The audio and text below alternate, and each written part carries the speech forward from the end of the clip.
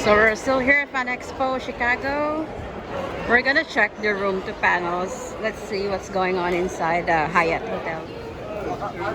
So what's your fandom, guys?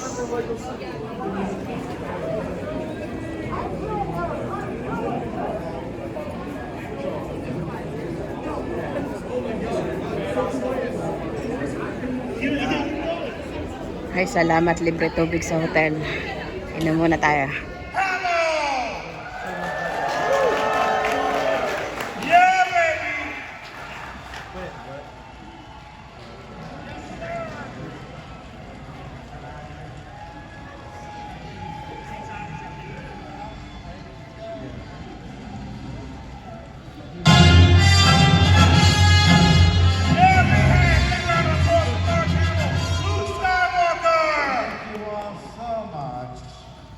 Giancarlo, I have to tell you, have you seen this man in Breaking Bad? Have you seen this man in Mandalorian? He was a revelation. All I said to my wife is, where has this guy been? Brilliant. Thank you, sir. Thank you. I love you. I love what you do. Thank you so much. Enjoy. Thank you. Enjoy, Mark Hamill, ladies and gentlemen. Okay. So, what do you want to talk about? Thank you. I've been pretty busy lately, and I should tell you what I've been doing. Right now I'm in Winnipeg. I filmed yesterday, came after we finished shooting. I have to go back. It's a movie called The Long Walk, based on the Stephen King novel. So we got the haircut. And then I started looking through the glasses that they had. I found a pair of glasses with the glasses on, so I'm getting closer. And a lot of times you have to understand, wardrobe really is a crucial part of what I do, because they showed me various suits and I tried them on. When we finally found the suit, and then the hat, very important, found the hat. And eventually, because they have to do a screen, they test what you look like on camera. You know, turn to the left, turn to the right, look up and down. Now, I have known Tom Kenny 30 years. He and his wife, Jill Talley, also wonderful talent, from Chicago. My wife and I have been friends with them for years and years and years. And Tom is just a delightful person, aside from being so talented. And I went in to do my first session, and usually the director's in the booth, right, a glass booth. In this case, Derek was directing and he was right in front of me at a table. Tom was 2 feet away, acting out all the other characters. He's so hands-on.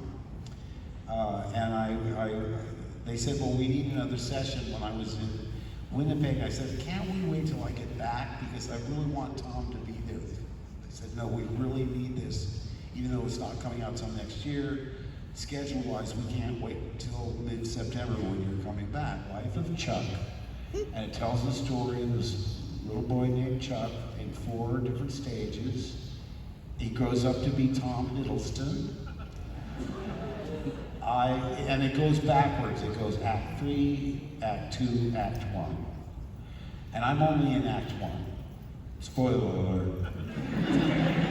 But I played Chuck's grandfather.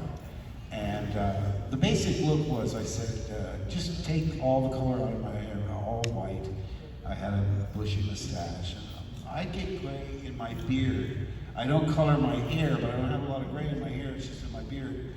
Basically, imagine Geppetto from Pinocchio. That's exactly how I look. I'm crying today because he was just overwhelmed. You know, I've liked you since I was a little boy. Tell me that I'm old without telling me I'm old. But, and I have to say, I mean, because I don't really, it's like, I don't get to see the reactions that people have. I mean, when I saw any of the movies, you see them in a screening. You don't go with a paying audience and see them. So sometimes it's quite a surprise to see how the impact that it has on people. Well, I don't know. I mean, I could throw it open to questions, or you could shout out a topic. What's that?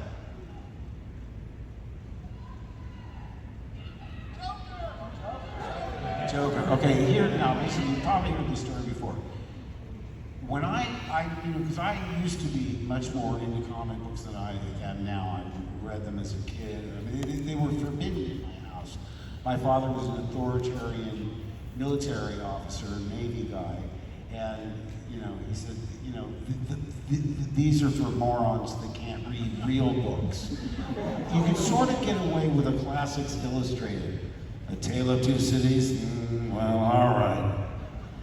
But I had to go to my friend's house to read Batman and Superman and all that stuff.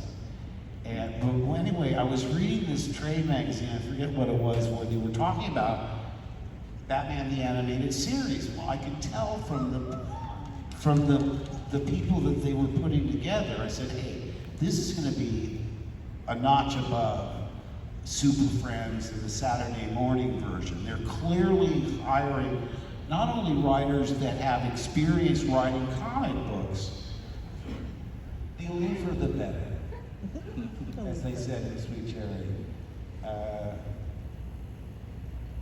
And when I went in, I was following this wave of anti-Michael Keaton. So I thought to myself, well, if they freak out that Mr. Mom is Batman, how do they feel about Luke Skywalker being the Joker? They're gonna think that's a good idea? Maybe. So I knew I couldn't get the part. So I was completely relaxed. I knew I couldn't get it. I went in there thinking, I'm just gonna make them really sorry they can't hire me. And I went in, there was one little drawing of him in black and white, that pose where he's standing with his finger in the air. The only direction was 3 words, don't think Nicholson. Well, of course, the last thing I would do is try and imitate an actor of that greatness. But they had 3 finished episodes because they changed their mind about the original actor. And I don't remember much about it. Years later, I said to Andrea Romano, what was it that made you decide to go with me? And they said, oh, well, we heard your laugh. I said, well, that's it. And they looked at Paul Dini and Bruce Timm, they said, that's the guy. But like I say, I went in there, I wasn't arrogant or cocky, except in my own mind. Because when I drove out of the parking lot, I thought, ha, good luck finding a better Joker than that. But here's what happens. Here's what happens. As soon as your agent says, they want you, I went, oh no, I can't do this. I was in the middle of 7 kids to a military family who lived coast to coast to coast to coast. And finally, my father got transferred to Japan, and I went through the last 2 years of high school at Yokohama High in Japan.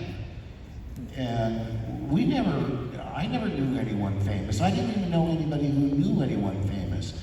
The next door neighbor was a baggage handler at San Diego Airport, and he told me the story that he returned Jerry Lewis's wallet that had fallen on the tarmac. And I was just mesmerized. Jerry Lewis exists in real life. I couldn't get my mind around it. And he gave you $50? This is in the early 60s. He must be so rich. But that was the only encounter I had with celebrity whatsoever. Well, I go over to Carrie's birthday party, and first of all, the driveway is filled with Maseratis and all these luxury cars. I go in, and pretty much everybody was the son or daughter of somebody famous. Dean Martin's kids were there, and you name it. It was, it's like that line from Sweet Charity. This place is so filled with celebrities. I'm the only one here I've never heard of. But I thought, it's a different life. She really is royalty. She's Hollywood royalty. She had an upbringing unlike anything I could relate to. But it just seemed right, because I went over to do that movie and went to North Africa first to do all the Tatooine scenes. So it was me, Sir Alec Guinness, Anthony Daniels, and Kenny Baker, and Uncle Owen and Aunt Beru, Phil Brown and Sheila Fraser. And we shot there for 2.5 weeks or whatever it was. And then we came back to London to start the rest. If it weren't for the fans, I wouldn't be here.